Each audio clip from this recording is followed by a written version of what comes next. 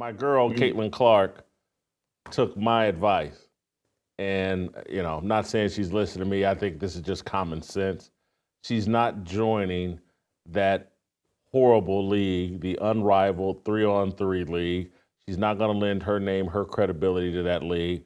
I think she just waited and waited and waited long enough so that the story would kind of die and go away on its own. They've leaked this out through sources that she's not going to play.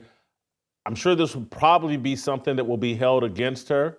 How come she couldn't support Breanna Stewart and Alyssa Thomas or no, is it Alyssa? No, is it Alyssa Thomas? No, that's not who I'm thinking of. It's the other girl that's actually nice, Nafisa Collier. Why she couldn't support Nafisa Collier and this new 3-on-3 league, but it's the right move. No one wants to see women play 3-on-3 basketball. People are just warming up to seeing them play 5-on-5. Smart move here by Caitlin Clark. I happen to agree with it. Look, what creates value? Two things, scarcity and demand. And in my view, Caitlin Clark had a very quick timeline from going right to the Final Four with Iowa and then getting to the WNBA because of the timing of the seasons. My view is this. Maybe she could do that later on in her career, several years down the line, if that league even exists to that point. But she needs to use this offseason to energize her body, get a little bit stronger physically, and continually evolve her game.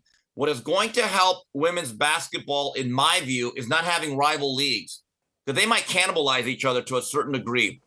They need the WNBA to be as strong as possible. I don't believe there's enough good women's basketball to have two leagues. I really don't. And what's going to help the WNBA? I believe the best version of Caitlin Clark that can actually have a team make a deep playoff run. It's really that simple. So in my view, if I'm the WNBA and I'm the fellow players, I'm actually happy that we're going to get the best version of Caitlin Clark and not one that's continually fatigued. I don't think, as it relates to her peers in the WNBA, she can't win one way or the other, because now she's going to be blamed when this league doesn't work and it draws horrible ratings. Well, Caitlin Clark had supported us, blah, blah, blah. We can't do, we got to work together as a team, blah, blah, blah. Where I'll be sitting there and this league will prove once again, hey, without Caitlin Clark, you don't have right. That. There is no league. You don't right. have, you don't have anything. It's so bad, or I'm just talking basketball, American basketball, men's and women, is in such bad shape and is so dependent upon Caitlin Clark. You know, the NBA is trying to get Caitlin Clark involved in their All-Star weekend in some kind of three-point shooting contest with her and Sabrina Ionescu against Steph Curry and Klay Thompson, or Steph Curry and somebody. They want to bring the Caitlin Clark effect to the NBA All-Star weekend, and it would work. If I'm Caitlin Clark, I think I may pass on that as well. Although if she does show up and she that would be the event of the men's NBA All-Star weekend. That would be bigger than the game. It'd be bigger than the dunk contest. It'd be bigger than any and everything else. That would be a feather in her cap. But I'm not sure if I would give it to the NBA. They have made such a mess of their league with the politics, the victimization, LeBron dirtying up the game with his son. The lack of competitive spirit, the load management, the Greg Popovich and Steve Kerr wagging their finger and calling everybody racist. They are they got, hey, Caitlin Clark, come over here and bring some of that shine over here to us. This is what a horrible job Adam Silver and LeBron James and ESPN, I put some blame on them. This is what a horrible job they've done managing their game. They actually need Caitlin Clark to come bail them out. Yeah, and if she doesn't, it'll be just like the election. They're again blaming white women. Can't win. It'll be just like the election, blaming white women. Yeah. Guys, I hate to threaten the butter box here, because I'm a ride and die with you, Jason. Yeah. I try to ride and die with you, but I think that Caitlin Clark, after looking at this over the last few months, I think she should take every opportunity she can. I would take the NBA invitation. I would take this other league, because I think she's at her ceiling.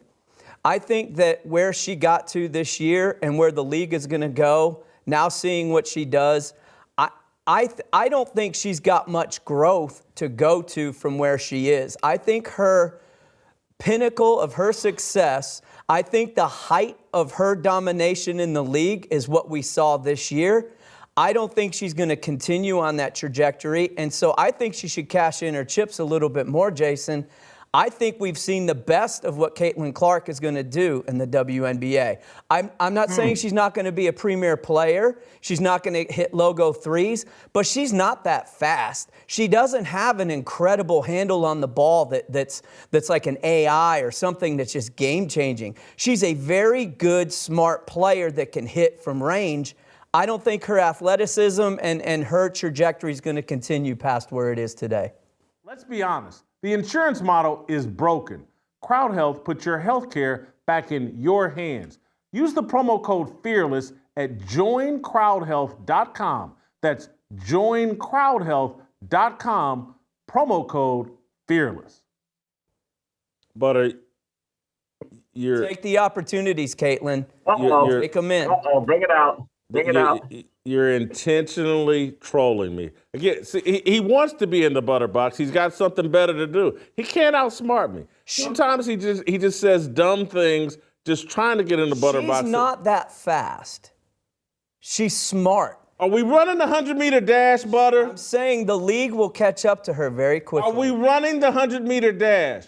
Butter. For her game. I'm glad you're young because I would have hated to hear your commentary. Larry Bird's not very fast. He only runs an 11.2 100-meter dash. That's really going to hurt his NBA career. I think their positions are different. I think they play a different game. Just because they Larry had basketball, Butter. Larry had a great jumper, but he was a premier passer and a general of the floor. And Caitlin Clark is not a premier passer and a general of the floor. What are you talking about, Butter? What are you doing? She got out ahead of this. I think the league will catch up to her very quickly. I think she's at. Butter, do you have any proof that you played basketball in high school? I told you. Or is this a Stephen A. Smith? I got a knee-gina and a 6-inch nail in my knee, and I had shin splints. That's why I didn't play. Let me give you a little advice first. I want you to comment. But because we moved you to you're on Zoom instead of Skype, it takes a second for the mic to stabilize and for you to be heard clearly. So kill about 3 seconds of time and then go into your rebuttal to Butter. Talk for about 3 seconds, then go into your rebuttal. Yeah. What to say about that? We talk about the league catching up to Caitlin Clark. Teammates have to catch up to the ability to catch her passes. The strength of Caitlin Clark's game is not necessarily physical. I'm kind of with you. She's not a supreme athlete, but her ability to process the game is elite. To actually see two plays in front of everybody else, to slow the game down, and then her overall skill. Look, she has holes in her game. She needs a mid-range shot, something like a teardrop or a pull-up. Okay, because I do think there's a wide gap between the three-point shots and the layups. She needs to have some sort of mid-range. I think that her game is going to steadily evolve because she works at it. And quite frankly, I think her skill level is incredibly elite even now. And what she faced defensively with all the blitzing and the double teaming, I think it overwhelmed her in the beginning, but she quickly caught on. And once she actually has some teammates that are willing to play beside her willingly, I don't think it's the ceiling. I think this might actually be the floor. It's definitely the floor. Butter, you've said some crazy things on this show. You're not going to outsmart me. We're not going to put him in the butter box. You said some crazy things on this show. This is the crazy. To argue that she has peaked. Do you understand? I watched a lot of her games, Jason. I think she's an incredible watch. I think she improved this year. She's the best passer we've ever seen in women's basketball. She led the league in assists. She had a lot of turnovers. I think she had a lot of turnovers. That's fair criticism. You just called her not a passer. Then you said somehow that her elite skill sets, I don't think she's going to progress. You can put a better team around her, better coaching, and she will have success in the WNBA. I think as they premier player, that standout athlete, that standout sort of separating basketball player, What constitutes improvement? Walk me through improvement. If you don't think she's not going to shoot a better percentage from three-point range next year, you're crazy. I think the defenses, I think now that just like when you see a new quarterback come into the NFL, once you get tape on it, once you get an opportunity to prepare for it, you start scheming a little bit differently. I don't think she has the athleticism and the foot speed to overcome the type of defenses that will eventually play against her this year. Butter, you've moved me. I don't think I've been more furious at you for this troll job that you're doing. Did you start thinking about this morning, yesterday? This has to be. This is the craziest, dumbest thing I've ever heard you say. The woman came in as a rookie. Everybody's, oh, she's gonna have to have this incredible adjustment. She's not ready. Blah blah. And she's first team All NBA. She didn't even shoot that well all season, particularly from three-point range. She's going to get smarter and take better shots.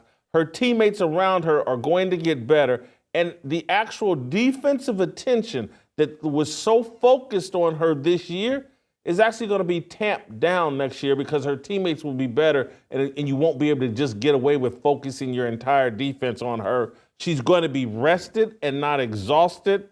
It's the craziest thing you've ever said on this show. It's got to be intentional. I think you're smarter than this, but maybe not. I'm with you, man. I think she's box office. She is something special to watch. I just don't think she has the athleticism when this league catches up to her to get better than really where she is now. You could put a better team, better supporting cast. I think she has some limitations that are going to get exposed. That's all.